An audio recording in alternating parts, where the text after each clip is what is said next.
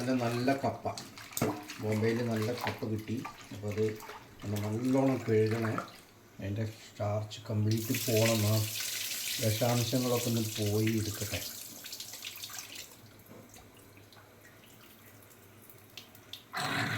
നല്ലോണം വെള്ളം ഇന്ന് 2-3 പ്രാവശ്യം കഴുകും.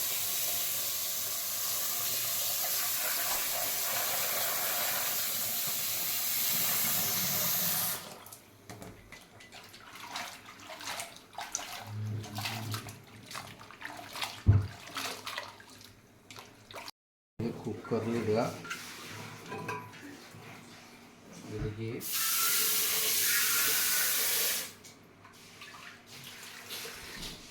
കുറച്ച് വെള്ളം ഒഴിക്കുക. കുറച്ചുകൂടി വെള്ളം ഒഴിക്കട്ടെ. നല്ലോണം വേവണം. ഇതിലേക്ക് ഞാനിപ്പോൾ ഇതൊരു ഇതിന് വേണ്ടി നമ്മൾ നാടൻ വീട്ടിലുണ്ടായ പച്ചമുളകാണ്. 4 പച്ചമുളക്,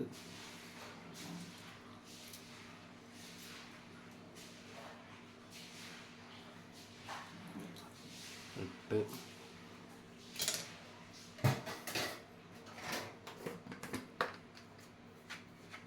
കുറച്ച് ഉപ്പിട്ട്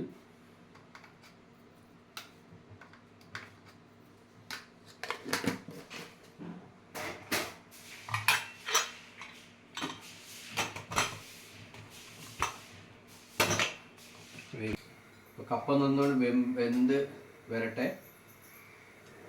പിന്നെ കുറച്ച് പണികളുണ്ട്, അത് വെന്തിട്ട് വേണം അത് ഇതാക്കാൻ. നാളികേരം കപ്പ റെഡിയാക്കുന്നതിന് മുന്നേ ഒന്ന് ചതച്ചെടുക്കണം. നാളികേരം എടുത്തിട്ട് ഞാൻ ഒരു 3 പച്ചമുളക് ജസ്റ്റ് ഒരു എരിവിന് വേണ്ടി ഓൾറെഡി അതിലിട്ടുണ്ട്. കുറച്ച് ഉള്ളി, ചെറിയ ഉള്ളി, ഒരു സ്പൂൺ ജീരകം, ഒരു ലേശം ജീരകം. ഇതൊന്നും കൂടി ഒന്ന് ചതച്ചെടുക്കും.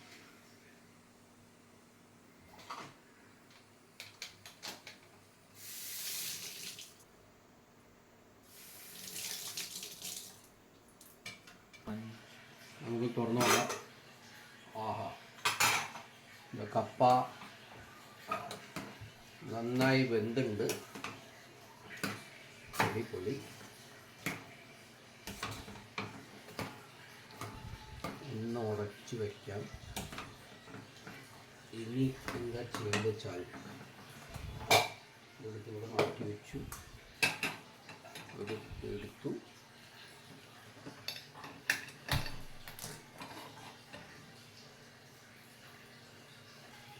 വെള്ളം ഒഴിക്കുന്നു. വെളിച്ചെണ്ണ,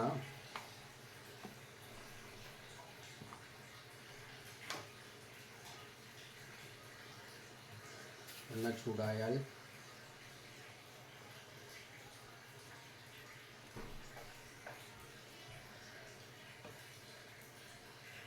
ചൂടായി വന്നാൽ ഇതിൽ കുറച്ച് കടുക്,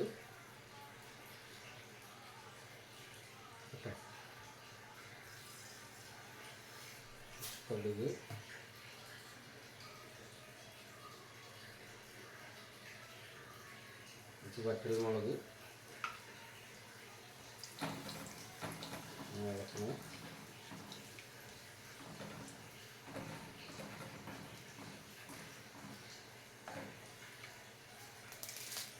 കരിവേപ്പില ഇടുന്ന സാധനം പൊട്ടിത്തെറിക്കും. തീ കുറച്ച് വയ്ക്കുക.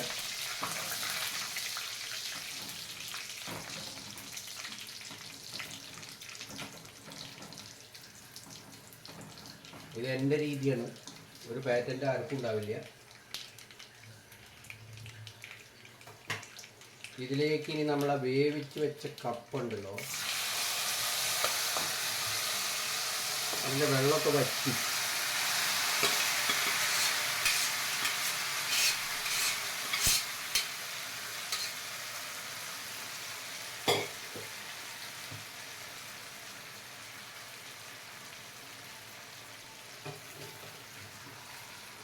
ഇതിങ്ങനെ നല്ലോണം മിക്സ് ചെയ്യുക.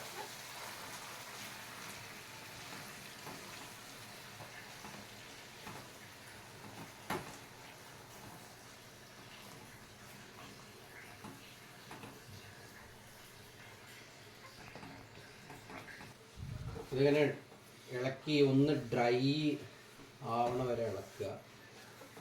ഡ്രൈ ആയതിന് ശേഷം നമ്മൾ ആ നേരത്തെ ഒരു ചതച്ച് വെച്ച നാളികേരം, പച്ചമുളക്, ഉള്ളി, വലിയ സാധനങ്ങളൊക്കെ ഉണ്ടല്ലോ, അതൊക്കെ ഇതിൽ ഇട്ടിട്ട് നല്ലോണം അങ്ങോട്ട് മിക്സ് ചെയ്യാം.